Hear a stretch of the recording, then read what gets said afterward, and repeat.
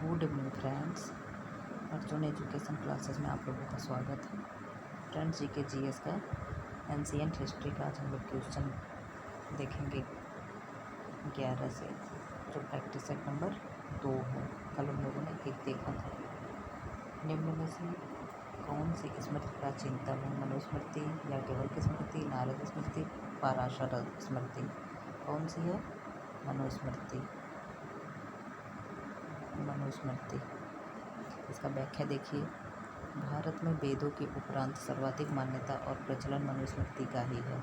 इसमें चारों वर्णों, चारों आश्रमों, 16 संस्कारों तथा श्रेष्ठ उत्पत्ति के अतिरिक्त राज्य की व्यवस्था, राजा के कर्तव्य, भांति भांति के विवादों, सेना का प्रबंधन आदि उन सभी विषयों पर परामर्श दिया गया है जो कि मानव मात्र के जीवन में घटित होने संभव है। यह सब धर्म व्यवस्था वेद पर आधारित है। सिंधु घाटी की सभ्यता निम्नलिखित में से किस सभ्यता के समकालीन नहीं थी? मिस्र की सभ्यता,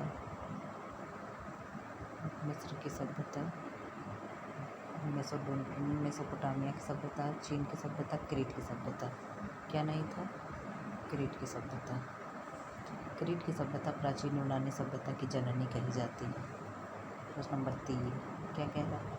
किस युद्ध को जीतने के बाद शेर शाह सूरी ने दिल्ली में अफगान सत्ता की स्थापना की थी? कौन सा युद्ध था? चौसा कि बिलग्राम?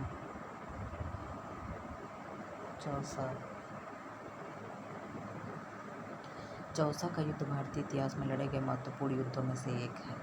यह युद्ध 26 जून 1539 ईस्वी को मुगल बादशाह बाबर के पुत्र हुमायूं एवं शेर शाह सूरी का नाम शेर खां क्यों पड़ा? इसने बचपन में एक शेर मार दिया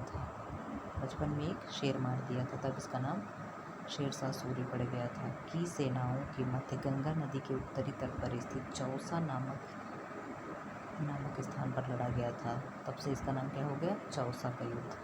चौसा का यह महत्वपूर्ण युद्ध हुमायूं अपनी कुछ गलतियों के कारण हार गया। युद्ध में मुगल सेना की काफ़ी तबाही हुई और उसे बहुत नुकसान उठाना पड़ा। चौसा का युद्ध कब हुआ? 26 जून 1539। और ये बिलग्राम जो है, बिलग्राम या कन्नौज का युद्ध, ये कब हुआ? 1540 में हुआ।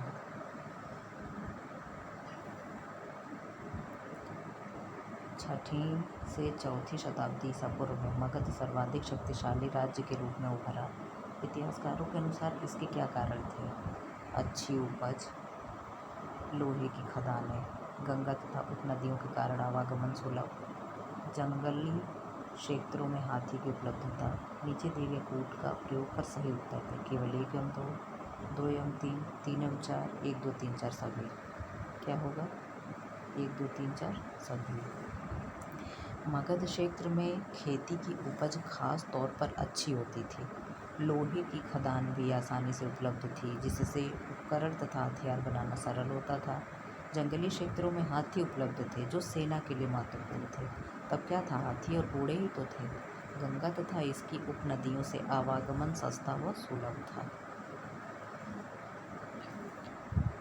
निम्नलिखित सिद्धांतों पर विचार कीजिए। संपूर्ण विश्व प्राणवान है। जन्म और पुनर्जन्म का चक्र कर्म द्वारा निर्धारित होता है। कर्म के चक्र से मुक्ति के लिए तपस्या की आवश्यकता होती है। उपयुक्त सिद्धांत किस संप्रदाय से संबंधित है? किससे हो सकता है? गेस करिए। जैन से। व्याख्या क्या है? उपर्युक्त सिद्धांत जैन धर्म से संबंधित है। इसकी सबसे महत्वपूर्ण अवधारणा यह है कि संपूर्ण विश्व प्राणवान है। अहिंसा इस धर्म का केंद्र बिंदु है। जन्म और पुनर्जन्म का चक्र कर्म के द्वारा निर्धारित होता है। कर्म के चक्र से मुक्ति के लिए त्याग और तपस्या की जरूरत होती है, जो संसार के त्याग से ही संभव है। इसलिए मुक्ति के लिए विहारों में निवास करना एक अनिवार्य नियम बन गया। जैन भिक्षु तथा भिक्षुणी 5 व्रतों पर विश्वास करते थे। वो 5 व्रत कौन है? हत्या न करना, चोरी न करना, झूठ न बोलना, ब्रह्मचर्य, अमृषा और धन संग्रह न करना। ये 5 व्रत थे किसके? जैन के। निम्नलिखित में से किसने प्रथम बार बौद्ध भिक्षुओं को प्रशासनिक एवं वित्तीय मुक्ति प्रदान की थी? किसने की थी? चंद्रगुप्त मौर्य। इसमें संदेह नहीं कि अशोक बौद्ध धर्म का अनुयायी था। सही है। सभी बौद्ध ग्रंथ अशोक को बौद्ध धर्म का अनुयायी बताते हैं। अशोक के बौद्ध होने के सरल प्रमाण उसके अभिलेख हैं। अपने राज्याभिषेक से संबद्ध लघु शिलालेखों में अशोक ने अपने को बुद्ध शाक्य कहा है। क्या कहा है? बुद्ध शाक्य कहा है। साथ ही यह भी कहा है कि वह 2.5 वर्ष तक एक साधारण उपासक रहा। राज्याभिषेक के 10वें वर्ष में अशोक ने बोध गया की यात्रा की। 12वें वर्ष वह निगाली सागर गया और कोनगमन बुद्ध के स्तूप के आकार को दुगना किया। महावंश तथा दीपवंश के अनुसार उसने तृतीय बौद्ध संगीत भी बुलाई थी। तृतीय बौद्ध संगीत कहाँ हुआ था? पाटलिपुत्र में। पाटलिपुत्र में अशोक के समय हुआ था।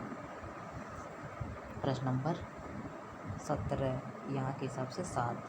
सिंधु घाटी सभ्यता के किस स्थल में अग्नि वेदिकाएँ प्राप्त हुई हैं? कहाँ से हुई हैं? कालीबंगा से।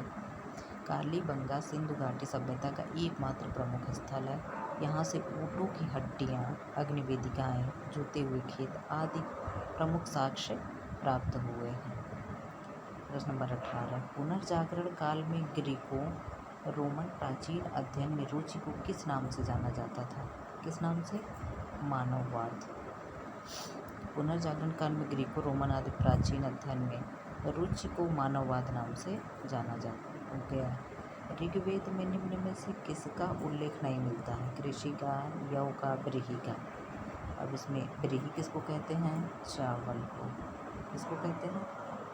चावल को। यव किसको कहते हैं? जो जौ हम लोगों के यहाँ होता है। कपास है कृषि, आप लोग जान ही रहे हैं। क्या होगा? कपास। कपास भारत की आदि फसल है जिसकी खेती बहुत बड़ी मात्रा में की जाती है। भारत में इसका इतिहास काफ़ी पुराना है। हड़प्पा निवासी कपास के उत्पादन में संसार भर में प्रथम माने जाते थे। कपास उनके प्रमुख उत्पादनों में से एक था।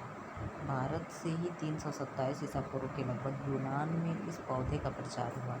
यह भी उल्लेखनीय है कि भारत से ही यह पौधा चीन और विश्व के अन्य देशों को ले जाया गया। विश्व में प्रतिवर्ष लगभग 1.5 लाख मीट्रिक टन कपास पैदा होता है। संयुक्त राज्य अमेरिका, चीन, भारत, ब्राज़ील, मिस्र, सूडान आदि कपास के प्रमुख उत्पादक देश हैं। प्रश्न नंबर 20। नालंदा विश्वविद्यालय किस लिए विश्वविख्यात है? किस लिए है? चिकित्सा विज्ञान के लिए है कि तर्कशास्त्र के लिए कि बौद्ध धर्म के लिए कि रसायन विज्ञान के लिए? किसके लिए है? किसके लिए है? बौद्ध धर्म दर्शन के लिए।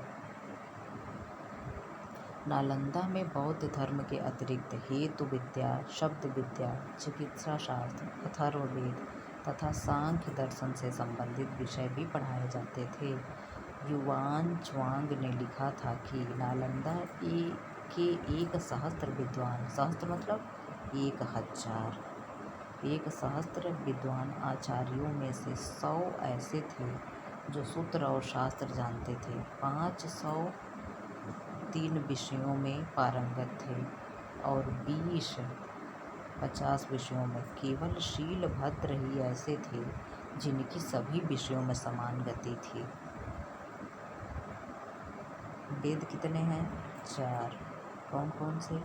ऋग्वेद, सामवेद, यजुर्वेद, अथर्ववेद।